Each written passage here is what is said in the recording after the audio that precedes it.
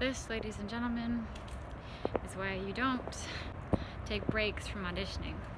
Being skilled at what you do is one kind of skill, but being good at auditioning is a whole other skill. And because I've been doing so many auditions for film, it's been a while, and because I didn't have my audition arias prepared, I haven't really been auditioning for classical things in a while. So today was a audition for a chorale. First things first, I paid for 2 things of parking because I thought the machine didn't take my first paying for parking. So I double paid for parking, always a good omen. Got there super early, talked with people, and the people were so nice and they seemed to like me, and it seemed to be my kind of people, and I felt like I fit, and I was like, I'm in the right spot. And I got into the room and I knew that with nerves it wasn't going to be my best, but it could be good. My aria was okay. My passaggio transitions were rough, to say the least. I sang notes in the cadenza I've never sung before because something got lost. And then I finished the song at least in the right spot, and they were nice about it, and they seemed to have liked it. I had a couple of really great moments, but a couple where I lost my phrasing. The handle, I botched. I had it down to where I could do it in one breath, smoothly, the right tempo. And I started in the wrong pace. My pitches sounded sloppy. Ugh. I'm embarrassed just thinking about it. And I made a face. You never make a face. You never finish and go, okay. Never do that. But I did it. And then I sang with Stravinsky, which actually went pretty well. There was only one mistake that I started. And then I made the face again at the end of the Stravinsky. And I lost him. I think. At least that's what it felt like. I felt like I lost the panel. And then I had to do sight singing. And I'm good at sight singing when I've been practicing, but I hadn't been practicing. I started that over twice. You don't start things over in an audition. That is incredibly unprofessional. And I lost it, and I meandered, and I found my way back at the end, but I think I just had one of the worst auditions I've had in a long time. And it's hard. It's hard on your self-worth. And you're just ready for the momentum to take you, so that way you can feel remotivated and you can feel like you're going in the right direction. And instead you just feel it all slipping up from beneath your fingers. And you just feel yourself trip and stumble. You wonder, do I even belong here when there are so many people who are probably better than me?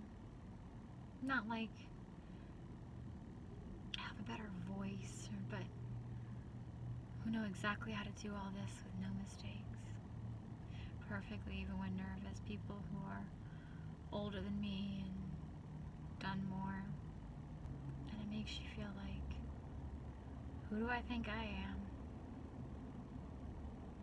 That I even have a shot at this. You feel like that a lot. That happens a lot. But then also magical moments where people take you aside and tell you how incredibly talented you are. Or moments where opportunities, I mean, I was a know-nothing girl in college, and I just auditioned for the summer program, and I was offered a named role in this German opera company. And I couldn't take it because I was being given a different paid role in a union theater in the States. Sometimes you get opportunities you don't deserve, and sometimes you botch opportunities that maybe you did. Today was very demotivational. It's been a tough week. I know that this is just part of the job. That you sign up to feel this way sometimes. And that if you're going to be one of the tough ones who sticks it out, you have to just feel it and move on. The extremes are pretty extreme, and only barely minimally tied to the reality. Sorry for this very dark video.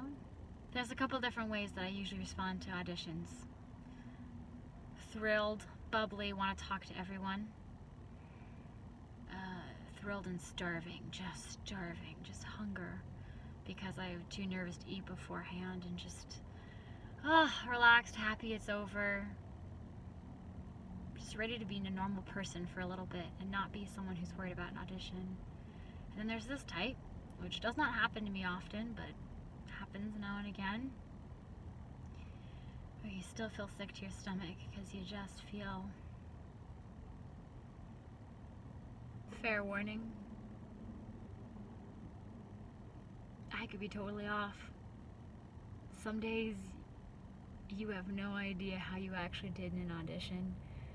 It's all kind of a blur at this point, honestly, a stressed out blur. And maybe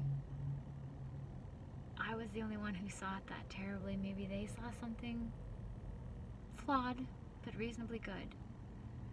That's the dream. That's the dream, that what you see as horrible, other people see as pretty good. Because that means what you see is amazing, they're going to see as fantastic, and you just have to keep practicing to get there. But the nightmare is that you did your best, and they saw something horrible. And so I'm really hard on myself to prepare. I'll let you know if I hear anything. I don't have high hopes, though. Thanks, guys.